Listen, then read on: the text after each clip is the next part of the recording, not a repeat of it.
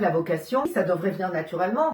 Ben, il faut déjà faire un travail sur soi, apprendre à se connaître. Si vous aimez la danse, ben, vous allez aller prendre des cours de danse et vous allez essayer de vous parfaire et développer des amitiés aussi au sein des écoles de danse. Peut-être que vous allez rentrer dans une compagnie ou devenir professeur de danse.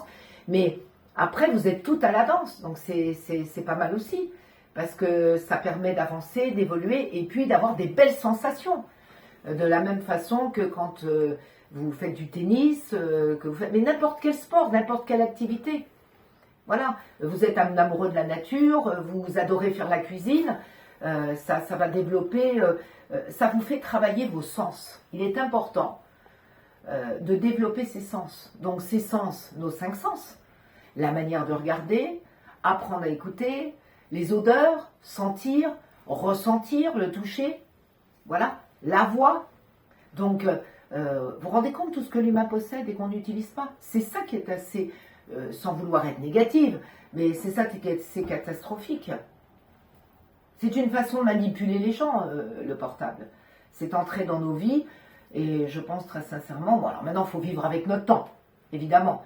Mais je pense que c'est quand même une façon de conditionner, de manipuler les gens et de les faire encore consommer. Puisque on voit bien, il y a une surconsommation, il y a des choses dont on n'a absolument plus besoin maintenant. On est tous, même moi je me suis donné des gifles pour me séparer de mon portable et y être le moins possible. Mais là, c'est une catastrophe chez les jeunes.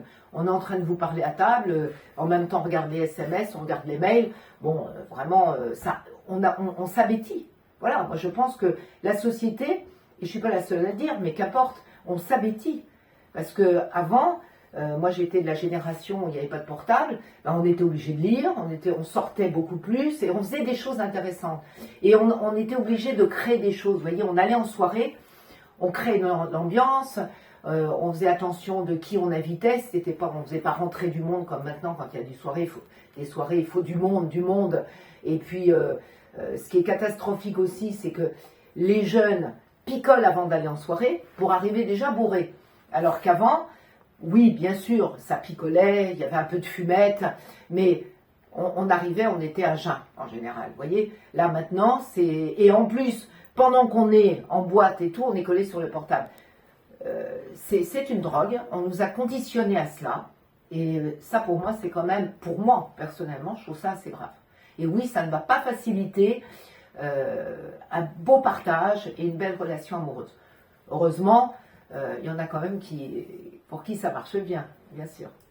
Mesdames, Mesdemoiselles, Messieurs, si tous ces sujets vous intéressent et vous interpellent, n'hésitez pas de mettre un petit pouce ou un petit j'aime et à nous suivre, bien entendu, sur nos réseaux sociaux.